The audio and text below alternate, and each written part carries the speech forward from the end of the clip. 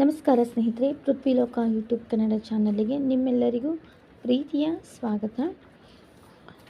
ಇವತ್ತು ನಾನು ಮಾಘ ಮಾಸದ 8ನೇ ಅಧ್ಯಾಯ ಅಂದರೆ ಮಾಘ ಪುರಾಣದ 8ನೇ ಅಧ್ಯಾಯವನ್ನು ಇವತ್ತಿನ ಈ ವಿಡಿಯೋದಲ್ಲಿ ತಿಳಿಸ್ಕೊಡ್ತಾ ಇದ್ದೀನಿ. ವಿದ್ಯಾಧರ ಮತ್ತು ವಿದ್ಯಾಧರೆ ಎಂಬ ಇಬ್ಬರ ಒಂದು ಕಥೆಯನ್ನು ಶಿವನು ಪಾರ್ವತಿಗೆ ಹೇಳುವಂಥ ಒಂದು ಕಥೆಯಾಗಿದೆ. ಈ ಕಥೆ ತುಂಬ ಚೆನ್ನಾಗಿದೆ ಸ್ನೇಹಿತರೆ, ಇದನ್ನು ಪೂರ್ತಿಯಾಗಿ ಕೇಳಿ. ಮಹಾಶಿವನು ತನ್ನ ಸತಿ ಸರ್ವಮಂಗಳೆಯಾದ ಪಾರ್ವತಿಗೆ ಮಾಘ ಸ್ನಾನದ ಮಹಿಮೆಗಳನ್ನು ಒಂದೊಂದಾಗಿ ವಿವರಿಸುತ್ತಾ ಹೋದಂತೆ ದೇವಿ ಪಾರ್ವತಿಗೆ ಇನ್ನೂ ಕುತೂಹಲ ಹೆಚ್ಚಾಗುತ್ತಾ ಹೋಯಿತು. ಇದೀಗ ಶಿವನು ಒಬ್ಬ ಕನ್ಯೆಯು ಮಾಘ ಮಾಸದಲ್ಲಿ ಸ್ನಾನ ಮಾಡಿ ನಿಯಮ ಕ್ರಮದಂತೆ ವ್ರತಗಳನ್ನು ಆಚರಿಸಿ ಪರಮಾತ್ಮನಾದ ಶ್ರೀಹರಿಯ ಭಕ್ತನನ್ನು ಪತಿಯನ್ನಾಗಿ ಪಡೆದ ಒಂದು ಸುಂದರವಾದ ಕಥೆಯನ್ನು ಹೇಳಲು ಪ್ರಾರಂಭಿಸಿದನು. ಪಾರ್ವತಿಗೆ ಕನ್ಯೆಯೊಬ್ಬಳು ಮಾಘ ಸ್ನಾನವನ್ನು ಆಚರಿಸಿ ಶ್ರೀಹರಿಯ ಭಕ್ತನನ್ನು ಗಂಡನನ್ನಾಗಿ ಪಡೆದ ಕಥೆ ಹೇಳಬೇಕೆಂಬುದು ಶಿವನನ್ನು ಕೇಳಿಕೊಂಡಳು.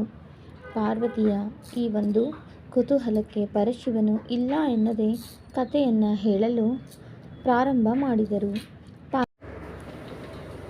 ಪಾರ್ವತಿ, ಬಹುಕಾಲದ ಹಿಂದೆ ವಿದ್ಯಾಧರನೆಂಬ ಒಬ್ಬ ಸತ್ಕುಲ ಪ್ರಸೂತನು ದೈವಾಂಶ ಸಂಭೂತನು ವಿವಾಹವೂ ಆದ ಯುವಕನಿದ್ದನು. ಅವನಿಗೆ ಬಹುಕಾಲ ಮಕ್ಕಳೇ ಆಗಲಿಲ್ಲ. ಅವನಿಗೆ ತನಗೆ ಒಂದು ಗಂಡು ಮಗುವಾಗಬೇಕೆಂಬ ಅಪೇಕ್ಷೆ ಇತ್ತು. ಕಡೆಗೆ ಸಂತಾನದ ಬಯಕೆಯಿಂದ ಗಂಗಾ ನದಿ ತೀರದಲ್ಲಿ ಕುಳಿತುಕೊಂಡು ಬ್ರಹ್ಮನನ್ನು ಕುರಿತು ತಪಸ್ಸು ಮಾಡಿದನು. ಚಳಿ ಬಿಸಿಲು ಎನ್ನದೆ, ಮಳೆಗಾಳಿ ಎನ್ನದೆ ಬ್ರಹ್ಮದೇವನನ್ನು ಕುರಿತು ಓಂ ನಮೋ ಬ್ರಹ್ಮದೇವಾಯ ಎನ್ನುತ್ತಾ 1000 ವರ್ಷಗಳ ಪರ್ಯಂತ ತಪಸ್ಸು ಮಾಡಿದನು. ಅವನ ನೇಮನಿಷ್ಠೆಗಳಿಗೆ ಭಕ್ತಿಗೆ ಮೆಚ್ಚಿ ಬ್ರಹ್ಮದೇವನು ಪ್ರತ್ಯಕ್ಷನಾಗಿ, ವಿದ್ಯಾಧರ, ನಿನ್ನ ತಪಸ್ಸಿಗೆ ನಾನು ಮೆಚ್ಚಿದ್ದೇನೆ. ನಿನಗೇನು ವರ ಬೇಕೋ ಕೇಳಿಕೋ, ಕೊಡುತ್ತೇನೆ ಎಂದನು. ವಿದ್ಯಾಧರ ಭಯಭಕ್ತಿಗಳಿಂದ ಬ್ರಹ್ಮದೇವನನ್ನು ಸ್ತುತಿಸಿ ಕೃತಾರ್ಥನಾದೆ. ಬ್ರಹ್ಮದೇವ, ನಾನು ಗಂಡು ಮಗುವೊಂದನ್ನು ಅಪೇಕ್ಷಿಸಿ ತಪಸ್ಸು ಮಾಡುತ್ತಿದ್ದೇನೆ. ನನಗೆ ಪುತ್ರ ಭಾಗ್ಯವನ್ನು ಕರುಣಿಸು ಎಂದು ಪ್ರಾರ್ಥಿಸಿದನು. ವಿದ್ಯಾಧರನ ಕೋರಿಕೆಗೆ ಉತ್ತರಿಸುತ್ತಾ ಬ್ರಹ್ಮದೇವನು, ವಿದ್ಯಾಧರ, ನಿನಗೆ ಈ ಜನ್ಮದಲ್ಲಿ ಸಂತಾನ ಭಾಗ್ಯವಿಲ್ಲ. ಆದರೆ ನೀನು ಇಷ್ಟು ಕಾಲ ಕಠಿಣ ತಪಸ್ಸನ್ನು ಆಚರಿಸಿರುವೆ. ಆದುದರಿಂದ ನಾನು ನಿನಗೆ ಒಂದು ವರವನ್ನು ಕೊಡುತ್ತೇನೆ. ಅದರ ಪ್ರಕಾರ ನಿನಗೆ ಒಂದು ಹೆಣ್ಣು ಮಗುವಾಗುವುದು ಎಂದು ಹೇಳಿ ಅಂತರ್ಧನಾದನು. ವಿದ್ಯಾಧರನು ಇದು ಬ್ರಹ್ಮದೇವನ ಪ್ರಸಾದ ಎಂದು ಸ್ವೀಕರಿಸಿ ಮನೆಗೆ ಬಂದನು. ಕಾಲಕ್ರಮದಲ್ಲಿ ವಿದ್ಯಾಧರನಿಗೆ ಒಬ್ಬಳು ಮಗಳು ಹುಟ್ಟಿದಳು. ಅವಳನ್ನು ವಿದ್ಯಾಧರೆ ಎಂದು ಕರೆಯಲಾಯಿತು. ವಿದ್ಯಾಧರೆ ಬೆಳೆದು ದೊಡ್ಡವಳಾದಳು. ಅವಳು ಅಪರೂಪ ಲಾವಣ್ಯವತಿ ಎಂದು ಹೆಸರಾದಳು. ಅವಳ ಮುಖ ದುಂಡಗೆ ಚಂದ್ರನಂತಿತ್ತು. ಅವಳ ಕಣ್ಣುಗಳು ವಿಶಾಲವಾಗಿದ್ದವು. ಅವಳ ಮುಖ ಸೌಂದರ್ಯವನ್ನು ಹೆಚ್ಚಿಸಿದ್ದವು. ಅವಳು ನಕ್ಕರೆ ಬೆಳಕು ಚೆಲ್ಲಿದಂತಿತ್ತು. ಅವಳ ಶರೀರ ಕೋಮಲವಾಗಿತ್ತು. ಹೆಣ್ಣು ಹೆತ್ತವರ ಚಿಂತೆ ಏನೆಂದು ತಿಳಿದೇ ಇದೆಯಲ್ಲ. ವಿದ್ಯಾಧರನಿಗೆ ವಿದ್ಯಾವಂತಳೂ ರೂಪವಂತಳೂ ಆದ ತನ್ನ ಮಗಳಿಗೆ ಯೋಗ್ಯನಾದ ವರನನ್ನು ಹುಡುಕಿ ಅವಳಿಗೆ ಮದುವೆ ಮಾಡುವ ಆಸೆಯಾಯಿತು. ಆದರೆ ವಿದ್ಯಾಧರನಿಗೆ ಮಗಳಿಗೆ ಮದುವೆ ಮಾಡಿದರೂ ಅಳಿಯನನ್ನು ತನ್ನ ಮನೆಯಲ್ಲೇ ಮನೆ ಅಳಿಯನಂತೆ ಇಟ್ಟುಕೊಳ್ಳುವ ಆಸೆಯಿತ್ತು. ಅಂತಹ ಗಂಡು ಸಿಗಬೇಕಲ್ಲವೇ? ಅಲ್ಲಿ ಇಲ್ಲಿ ಒಳ್ಳೆಯ ವರನಿಗಾಗಿ ಶೋಧಿಸುತ್ತಿದ್ದನು. ಇಂತಹ ಸಂದರ್ಭದಲ್ಲಿ ವಿದ್ಯಾಧರೆ ಒಬ್ಬ ಮಾಯಾವಿಯಾದ ರಾಕ್ಷಸನ ಕಣ್ಣಿಗೆ ಬಿದ್ದಳು. ಅದು ಹೇಗೆನ್ನುವೆಯೋ? ಆ ರಾಕ್ಷಸ ತನಗೆ ಬೇಕೆನ್ನುವ ರೂಪವನ್ನು ಪಡೆಯಬಲ್ಲ ಶಕ್ತಿಯನ್ನು ಸಂಪಾದಿಸಿಕೊಂಡಿದ್ದನು. ಮಾಯಾದೇವಿ ಅವನ ಕುಲದೇವತೆ.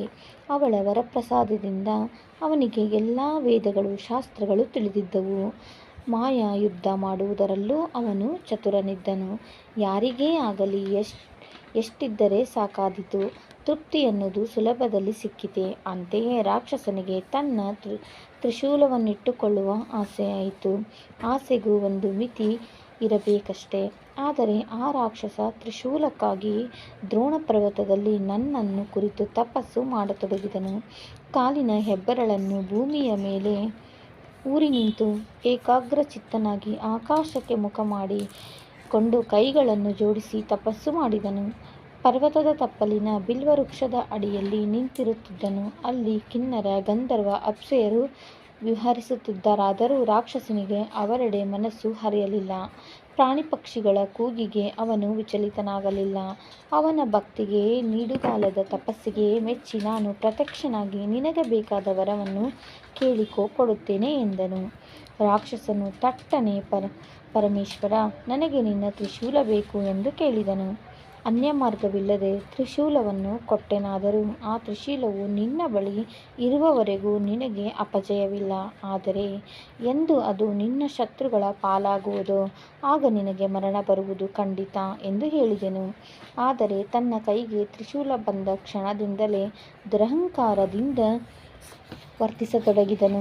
ಭಸ್ಮಾಸುರನ ಕತೆ ಕೇಳಿದ್ದೀಯಲ್ಲ, ಹಾಗೆಯೇ ಈತನು ಜಗದೀಶ್ವರ, ನನ್ನ ಬಳಿ ಇರುವುದು ಸಾಮಾನ್ಯವಾದ ಆಯುಧವಲ್ಲ, ನಿನ್ನ ತ್ರಿಶೂಲ ಅಂದ ಮೇಲೆ ನನ್ನನ್ನು ಯಾವ ಶತ್ರು ತಾನೇ ಜಯಿಸಲಾದೀತು? ಶತ್ರುಗಳು ಇದನ್ನು ಕಿತ್ತುಕೊಳ್ಳಲಾರರು, ಆದುದರಿಂದ ನನಗೆ ಮರಣವೇ ಇಲ್ಲ ಎಂದು ಕೂಗಾಡುತ್ತಾ ಹರ್ಷದಿಂದ ಹೊರಟು ಹೋದನು. ತ್ರಿಶೂಲಧಾರಿಯಾಗಿ 3 ಲೋಕಗಳನ್ನು ಬೆದರಿಸುತ್ತಾ ಆಳವಾದ ಸಮುದ್ರವೊಂದರ ಮಧ್ಯದಲ್ಲಿ ಒಂದು ಪಟ್ಟಣವನ್ನು ಕಟ್ಟಿಕೊಂಡು ನನಗೆ ಸರಿಸಮಾನರಿಲ್ಲ ಎಂದು ಆಳತೊಡಗಿದನು. ಪಟ್ಟಣದ ಸುತ್ತಲೂ ಎತ್ತರವಾದ ಕೋಟೆಗೋಡೆಯನ್ನು ಕಟ್ಟಿದನು. ಅವನ ನಗರವು ದೇವೇಂದ್ರನ ಅಮರಾವತಿಯಂತೆ ಕಂಗೊಳಿಸುತ್ತಿತ್ತು. ಹೀಗಿರುವಾಗ ಅವನಿಗೆ ತಾನು ವಿವಾಹವಾಗಬೇಕೆಂಬ ಅಪೇಕ್ಷೆ ಉಂಟಾಯಿತು. ತಾನು ಕೈ ಹಿಡಿಯುವ ಕನ್ಯೆಯು ಜಗದೇಕ ಸುಂದರಿಯಾಗಿರಬೇಕೆಂದು ಇಚ್ಛಿಸಿದನು. ಅಂತಹ ಕನ್ಯೆಗಾಗಿ 7 ಲೋಕಗಳಲ್ಲಿ ಹುಡುಕುತ್ತಿರುವಾಗ ದೇವಲೋಕದಲ್ಲಿ ಅವನ ಕಣ್ಣಿಗೆ ವಿದ್ಯಾಧರೆಯು ಕಾಣಿಸಿಕೊಂಡಳು. ಅವಳು ನೀರಿನ ಕೊಡ ಹಿಡಿದು ಬಳುಕುತ್ತಾ ಬರುವುದನ್ನು ಕಂಡು ರಾಕ್ಷಸ ಒಂದು ಕ್ಷಣ ಮೈಮರೆತನು. ಅವನು ಹೇಗಿದ್ದರೂ ಕಾಮರೂಪಿಯಾಗಿದ್ದನಲ್ಲವೇ? ವಿದ್ಯಾಧರೆಯ ಸೌಂದರ್ಯ ಅನುಗುಣವಾದ ರೂಪವಂತನಂತೆ ಅವಳ ಮುಂದೆ ಗೋಚರಿಸಿದನು. ವಿದ್ಯಾಧರೆಯನ್ನು ರಾಕ್ಷಸ ತನ್ನನ್ನು ವಿವಾಹವಾಗಬೇಕೆಂದು ಪರಿಪರಿಯಾಗಿ ಬೇಡಿಕೊಂಡನು. ಎಷ್ಟಾದರೂ ವಿದ್ಯಾಧರೆ ಹೆಣ್ಣಲ್ಲವೇ? ಸ್ತ್ರೀ ಸಹಜವಾದ ಲಜ್ಜೆಯಿಂದ, ಹೇ ಪುರುಷ, ನೀನ್ಯಾರೋ ಅರಿಯೆ, ನಾನು ಅವಿವಾಹಿತೆಯಾದರೂ ಸ್ವತಂತ್ರಳೇನಲ್ಲ, ತಂದೆಯ ಅಧೀನದಲ್ಲಿ ಇರುವವಳು. ಈ ವಿಷಯದಲ್ಲಿ ನೀನು ನನ್ನ ತಂದೆ ವಿದ್ಯಾಧರನನ್ನು ಕಾಣು ಎಂದು ಹೇಳಿ ಅಲ್ಲಿಂದ ಬೇಗನೆ ಹೊರಟು ಹೋದಳು. ರಾಕ್ಷಸನು ಕೂಡಲೇ ವಿದ್ಯಾಧರನ ಬಳಿಗೆ ಬಂದು ತನ್ನ ಮನೋಇಚ್ಛೆಯನ್ನು ತಿಳಿಸಿದನು. ವಿದ್ಯಾಧರ ರಾಕ್ಷಸನ ಮಾತನ್ನು ಕಿವಿಗೆ ಹಾಕಿಕೊಳ್ಳಲಿಲ್ಲ. ಮಗಳನ್ನು ಕೊಡಲು ನಿರಾಕರಿಸಿಬಿಟ್ಟನು. ರಾಕ್ಷಸನಿಗೇನೋ ಹೇಗಾದರೂ ಮಾಡಿ ಆ ಕನ್ಯೆಯನ್ನು ಹೊಂದಬೇಕೆಂಬ ಬಯಕೆ ಉಂಟಾಯಿತು. ಕಡೆಗೆ ಮೋಸದಿಂದಲಾದರೂ ರಾವಣ ಸೀತೆಯನ್ನು ಅಪಹರಿಸಿದಂತೆ ಅಪಹರಿಸಬೇಕೆಂಬ ಕಾತುರವಾಯಿತು. ಒಂದು ದಿನ ವಿದ್ಯಾಧರೆ ನೀರಿಗಾಗಿ ಒಬ್ಬಳೇ ಕೊಡ ಹಿಡಿದು ಬರುತ್ತಿದ್ದನ್ನು ನೋಡಿದನು. ಯಾರೂ ಇಲ್ಲದ ಸಮಯ ಕಾದು ಅವಳನ್ನು ಬಲಾತ್ಕಾರದಿಂದ ಎತ್ತಿಕೊಂಡು ಹೋಗಿ ತನ್ನ ಮನೆಗೆ ತಂದನು. ಆದರೆ ಅವಳನ್ನು ಕೂಡಲೇ ವಿವಾಹವಾಗಬೇಕೆಂದು ಪೀಡಿಸಲಿಲ್ಲ. ಬ್ರಹ್ಮದೇವನಲ್ಲಿ ಹೋಗಿ ತನ್ನ ವಿವಾಹಕ್ಕಾಗಿ ಶುಭ ಮುಹೂರ್ತವನ್ನು ಇಟ್ಟುಕೊಡಲು ಪ್ರಾರ್ಥಿಸಿದನು. ಬ್ರಹ್ಮದೇವನು ರಾಕ್ಷಸನಿಗೆ, ನೀನು ಅವಳನ್ನು ಮದುವೆಯಾಗಲು 8 ತಿಂಗಳು ಕಾಯಬೇಕಾಗುವುದು, ನಂತರ ಒಳ್ಳೆಯ ಲಗ್ನದಲ್ಲಿ ಮದುವೆಯಾಗಬಹುದು ಎಂದು ತಿಳಿಸಲು ರಾಕ್ಷಸನು ಮನೆಗೆ ಬಂದು ವಿದ್ಯಾಧರೆಗೆ ಆ ಸಂಗತಿಯನ್ನು ಹೇಳಿ, ನಿನಗೆ ಇಲ್ಲಿ ಯಾವ ಚಿಂತೆಯೂ ಇರದಂತೆ ನೋಡಿಕೊಳ್ಳುತ್ತೇನೆ. ನಿನಗೆ ಏನು ಬೇಕೋ ಕೇಳು, ತಂದುಕೊಡುತ್ತೇನೆ. 8 ತಿಂಗಳ ನಂತರ ಮದುವೆಯಾಗೋಣ ಎಂದು ಸಮಾಧಾನಪಡಿಸಿದನು. ಆದರೆ ವಿದ್ಯಾಧರೆಯು ರಾಕ್ಷಸನ ಯಾವ ಮಾತುಗಳಿಗೂ ಸೊಪ್ಪು ಹಾಕಲಿಲ್ಲ. ತನ್ನ ಪಾಡಿಗೆ ತಾನಿದ್ದು ಬಿಟ್ಟಳು. ಆದರೂ ರಾಕ್ಷಸ ಬಿಡಬೇಕಲ್ಲ. ಅವಳಿಂದ ಆಶ್ವಾಸನೆ ಪಡೆಯಲು ಅವಳನ್ನು ಪರಿಪರಿಯಾಗಿ ಬೇಡಿದ. ಕಡೆಗೆ ವಿದ್ಯಾಧರೆ, ಅಯ್ಯ ಮಹನೀಯ, ನಾನೀಗ ಒಂದು ವ್ರತವನ್ನು ಆಚರಿಸುತ್ತಿದ್ದೇನೆ. ಅದೆಂದರೆ ಪ್ರತಿ ಸೋಮವಾರ ಸಾಯಂಕಾಲ ಶಿವಲಿಂಗ ಪೂಜೆ ಮಾಡುವ ವ್ರತ. ಇಲ್ಲಿ ಎಲ್ಲಿಯಾದರೂ ಶಿವದೇವಾಲಯ ಇದೆಯಾ ಎಂದು ಕೇಳಿದಳು. ಮೊದಲು ಅದನ್ನು ನನಗೆ ತೋರಿಸು ಎಂದು ಕೇಳಿಕೊಂಡಳು. ರಾಕ್ಷಸ ಅವಳ ಅಭಿಲಾಷೆ ಈಡೇರಿಸಿದರೆ ತನಗೆ ಅವಳು ಒಲಿಯುವವಳು ಎಂದು ಅವಳನ್ನು ಪಾತಾಳ ಲೋಕಕ್ಕೆ ಒಯ್ದ. ಅಲ್ಲಿ ಇದ್ದ ಒಂದು ಈಶ್ವರ ದೇವಾಲಯವನ್ನು ಅವಳಿಗೆ ತೋರಿಸಿದನು. ವಿದ್ಯಾಧರೆ ಪ್ರತಿ ಸೋಮವಾರ ಸಾಯಂಕಾಲ ತಪ್ಪದೆ ಈಶ್ವರನ ಗುಡಿಗೆ ಹೋಗಿ ಶಿವಪೂಜೆಯಲ್ಲಿ ನಿರತಳಾದಳು. ಇದು ಕೆಲಕಾಲ ನಡೆಯಿತು. ಒಂದು ಸೋಮವಾರ ಆ ದೇವಾಲಯಕ್ಕೆ ತ್ರಿಲೋಕ ಸಂಚಾರಿಗಳು ಬ್ರಹ್ಮ ಮಾನಸಪುತ್ರರೂ ಆದ ನಾರದ ಮಹರ್ಷಿಗಳು ಬಂದರು. ಅದೇ ಸಮಯಕ್ಕೆ ಅಲ್ಲಿಗೆ ಶಿವಪೂಜೆಗಾಗಿ ಬಂದ ವಿದ್ಯಾಧರೆಯನ್ನು ಕಂಡ ನಾರದರು ಅವಳು ದೇವಾಲಯಕ್ಕೆ ಬಂದ ಕಾರಣ ಕೇಳಿದರು. ವಿದ್ಯಾಧರೆ ನಾರದರಿಗೆ ವಂದಿಸಿ ತನ್ನ ಗುರುತು ತಿಳಿಸಿ ತಾನು ಒಬ್ಬ ರಾಕ್ಷಸನ ಬಂಧನದಲ್ಲಿ ಇರುವೆನೆಂದು 8 ತಿಂಗಳ ಬಳಿಕ ಅವನು ತನ್ನನ್ನು ವಿವಾಹವಾಗಲು ಬಲಾತ್ಕಾರ ಮಾಡುವವನೆಂದು ಏನೊಂದು ಮಾಡಲಾರದೆ ಶಿವಪೂಜೆಯ ವ್ರತ ಹಿಡಿದಿರುವೆನೆಂದು ಹೇಳಿದಳು. ಎಲ್ಲವನ್ನು ತಮ್ಮ ದಿವ್ಯ ದೃಷ್ಟಿಯಿಂದ ತಿಳಿದ ನಾರದರು, ಅಮ್ಮ ವಿದ್ಯಾಧರೆ, ನೀನು ಯಾವ ಸಂಕಷ್ಟದಲ್ಲಿದ್ದೀಯೆ ಎಂದು ನಾನರಿತೆ. ಅತ್ತ ನಿನ್ನ ತಂದೆಯು ನಿನ್ನನ್ನು ಕಾಣದೆ ಶೋಕ ಪಡುತ್ತಿರಲು ಸಾಕು. ನೀನು ಶಿವಭಕ್ತಳು, ಚಿಂತಿಸಬೇಕಿಲ್ಲ. ನೀನು ಮದುವೆಯಾಗಬೇಕಾದವಳು. ನಿನ್ನ ಗಂಡನು ಸದ್ಗುಣಿಯೂ ಹರಿಭಕ್ತನೂ ಆಗಿರುತ್ತಾನೆ. ಅವನನ್ನು ಕೈ ಹಿಡಿಯಲು ನೀನು ಒಂದು ಕೆಲಸ ಮಾಡು. ಈ ದೇವಾಲಯದ ಎದುರಿಗಿರುವ ಸರೋವರದಲ್ಲಿ ಸೂರ್ಯೋದಯವಾಗುತ್ತಿರುವಂತೆಯೇ ಸ್ನಾನ ಮಾಡು. ಅದು ಇನ್ನು 15 ದಿನಗಳಲ್ಲಿ ಪ್ರಾಪ್ತವಾಗುವ ಮಾಘ ಮಾಸದಲ್ಲಿ. ಈ ಸ್ನಾನ ಮಾಡಿದ ಬಳಿಕ ಮಹಾವಿಷ್ಣುವನನ್ನು ಭಕ್ತಿಯಿಂದ ಪುಷ್ಪ, ಗಂಧ, ಧೂಪ, ದೀಪಗಳಿಂದ ಪೂಜಿಸಿ ನಮಸ್ಕರಿಸು. ಮಾಘ ಮಾಸದ ಒಡೆಯನಾದ ಮಹಾವಿಷ್ಣುವು ನಿನ್ನ ಅಭಿಲಾಷೆಯನ್ನು ಈಡೇರಿಸುವವನು. ಮಾಘ ಮಾಸದ ಮಹಿಮೆಯೇ ಆಗಿದೆ. ಮಾಘ ಮಾಸದಲ್ಲಿ ಮಾಘಸ್ನಾನ, ಸೂರ್ಯೋದಯ ಕಾಲದಲ್ಲಿ ಸ್ನಾನ ಮಾಡುವವರು ಪಾಪಮುಕ್ತರಾಗಿ ಶ್ರೀಹರಿಯ ಸಾನ್ನಿಧ್ಯವನ್ನು ಪಡೆಯುವವರು. ಸೂರ್ಯನು ಮಕರ ರಾಶಿಯಲ್ಲಿ ಇರುವಾಗ ಈ ಸ್ನಾನವನ್ನು ಮಾಡು. ನಿನ್ನ ಬಯಕೆ ಈಡೇರುವುದು. ಮಾಘ ಸ್ನಾನದ ಫಲ ಒಂದೆರಡಲ್ಲ. ಧನಾಕಾಂಕ್ಷಿಯಾದವನು ಧನವನ್ನು, ಕನ್ಯಾರ್ಥಿಯಾದವನು ಕನ್ಯೆಯನ್ನು, ಪತಿಗಾಗಿ ಬೇಡುವವರು ಪತಿಯನ್ನು, ಜ್ಞಾನಾಪಿಸುಗಳು ಜ್ಞಾನವನ್ನು, ಮಕ್ಕಳಿಗಾಗಿ ಹಂಬಲಿಸುವವರು ಮಕ್ಕಳನ್ನು, ಮೋಕ್ಷ ಬಯಸುವವರು ಮೋಕ್ಷವನ್ನು, ಸದ್ಗತಿಯನ್ನು ಪಡೆಯುವವರು ಇದು ಸತ್ಯ ಎಂದು ಧೈರ್ಯ ಹೇಳಿ ಅಲ್ಲಿಂದ ಹೊರಟು ಹೋದರು. ವಿದ್ಯಾಧರೆ ನಾರದರ ಆದೇಶದಂತೆ ಮಾಘಸ್ನಾನವನ್ನು ಕೈಗೊಳ್ಳಲು ಮಾಘ ಮಾಸದ ನಿರೀಕ್ಷಣೆಯಲ್ಲಿರತೊಡಗಿದಳು. ಪುಷ್ಯಮಾಸ ಕಳೆದು ಮಾಘ ಮಾಸ ಆರಂಭವಾಯಿತು. ವಿದ್ಯಾಧರೆ ಸೂರ್ಯೋದಯ ಕಾಲದಲ್ಲಿ ಬೆಳಿಗ್ಗೆ ಬೇಗನೆ ಎದ್ದು ಮಾಘಸ್ನಾನವನ್ನು ಮಾಡಿ ಮಹಾವಿಷ್ಣುವನ್ನು ಭಕ್ತಿಯಿಂದ ಪುಷ್ಪಾದಿಗಳಿಂದ ಪೂಜಿಸಿದಳು. ನಾರದರು ವಿದ್ಯಾಧರೆಯಿಂದ ಬೀಳ್ಕೊಂಡು ಇಡೀ ಭೂಲೋಕವನ್ನು ಸಂಚರಿಸುತ್ತಾ ಸೌರಾಷ್ಟ್ರ ದೇಶಕ್ಕೆ ಬಂದರು. ಆ ದೇಶದ ಅಧಿಪತಿಯೇ ಹರಿದ್ರಥ, ಹರಿಯ ಭಕ್ತ. ಅವನ ಬಾಯಲ್ಲಿ ಸದಾ ಹರಿನಾಮವಿರುತ್ತಿತ್ತು. ಹರಿಯ ಹೊರತು ಬೇರಾವ ವಸ್ತು ಇಲ್ಲ ಎಂದು ಭಾವಿಸಿದ್ದ ಹರಿದ್ರಥನಿಗೆ ಜಗತ್ತಿನ ಸಕಲ ಜೀವರಾಶಿಗಳು, ಬಂಧು ಬಾಂಧವರು, ಪಶುಪಕ್ಷಿಗಳು ಶ್ರೀಹರಿಗೆ ಸಮಾನರಾಗಿದ್ದರು. ಕುಳಿತಾಗ, ನಿಂತಾಗ, ನಡೆದಾಗ, ಊಟ ಮಾಡುವಾಗ, ಕೆಲಸ ಮಾಡುವಾಗ ಯಾವಾಗಲೂ ಹರಿದ್ರಥನು ಹರಿನಾಮವನ್ನು ಜಪಿಸುತ್ತಿದ್ದನು. ಅರ್ಘ್ಯಪಾದ್ಯಗಳಿಂದ ಮಹರ್ಷಿಗಳನ್ನು ಸತ್ಕರಿಸಿ ಉಚಿತಾಸನ ನೀಡಿದನು.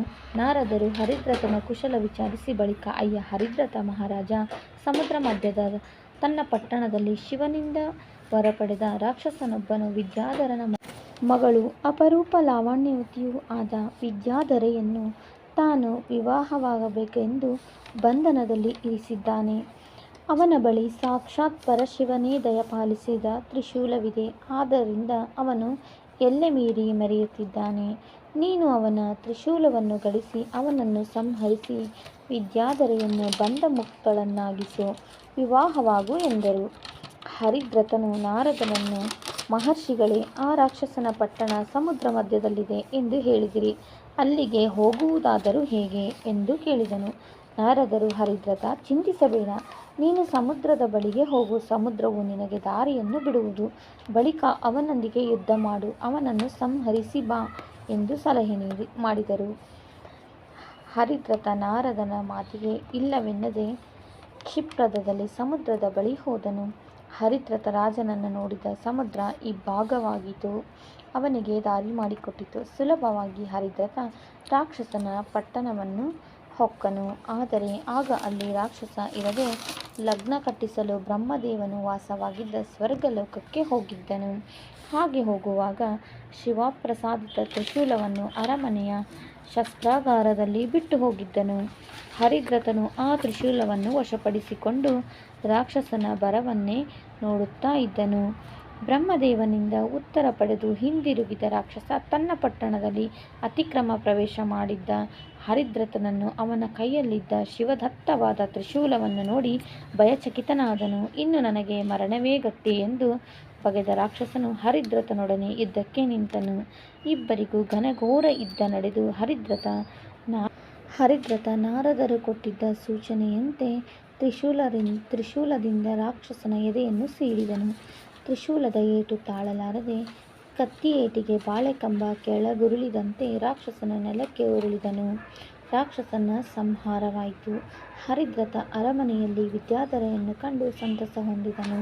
ಅವಳನ್ನು ವಿವಾಹವಾಗುವ ತನ್ನ ಬಯಕೆಯನ್ನು ತಿಳಿಸಿ ವಿದ್ಯಾಧರನ ಬಳಿಗೆ ಕರೆತಂದನು. ವಿದ್ಯಾಧರೆಯನ್ನು